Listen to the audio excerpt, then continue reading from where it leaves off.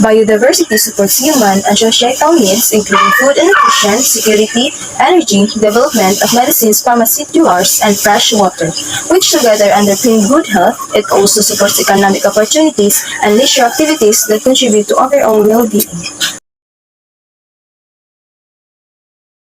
It is essential to life on Earth that all living things are diverse, including ecosystems, plants, animals, their habitats, and their DNA, in addition to supplying oxygen, food, clean water, fertile soil, medicines, shelter, safety from storms and floods, a stable climate, and recreation.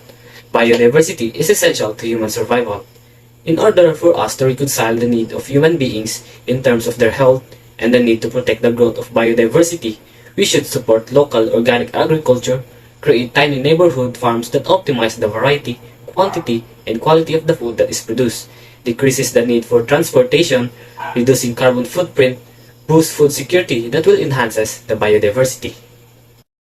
With the increased numbers of populations, the need of human beings are also increasing. For us to reconcile it and protect the growth of biodiversity, we need to start the change within ourselves by collecting enough consumable food for the distributions for those in needs. And also, we humans need to avoid wasting food because we have this habit where we throw so much food that can still be consumed. We start recycling our garbage and put the biodegradable one into the compost pit that can be used as fertilizer in the future. Saving water is also helpful because you can reduce the energy required to produce water, and that in turn creates a lot of benefits. By putting in native plants, setting up the yard in a way that other native plants can reappear, etc., we can work to protect our biodiversity. Wildlife would also be drawn to trees and shrubs with natural fruits and seeds. Encourage regional and local initiatives to combat biodiversity loss. Reducing the waste of consumer items such as food, clothing, electrical equipment, etc. By purchasing fewer products and ensuring that the ones you do purchase a minimal impact on biodiversity. What are small ways that you think would promote safekeeping our biodiversity? So there are 6 ways to preserve biodiversity. The first is support local farms, save the bees, plant local flowers, fruits, and vegetables, take shorter showers, respect local habitats, and lastly, know the source.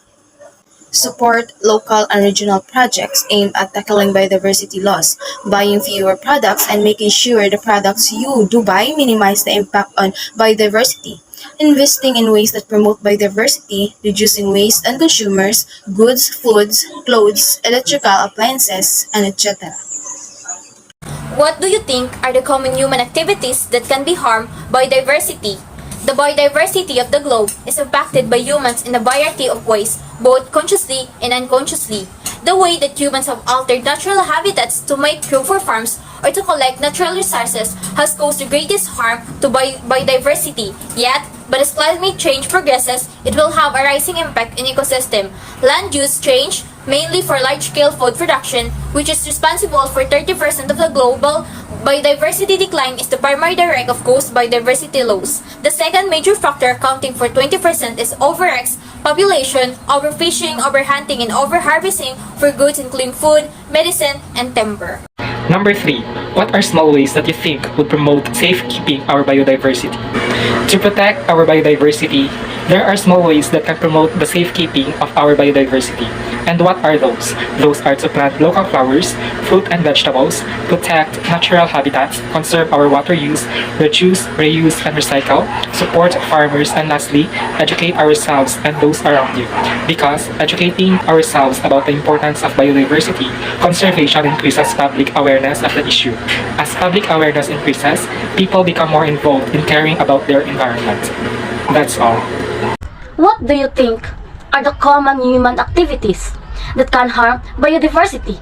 The common human activities that can harm biodiversity are deforestation and hunting, killing animals, all species of land, plants, and animals, lives in forests, activities that abuses the nature like deforestation and destruction of forest habitat, which may lead to extinction of plants and animals.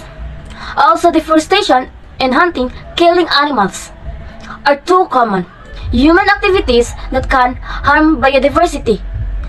All land, Plants and animals live in forests.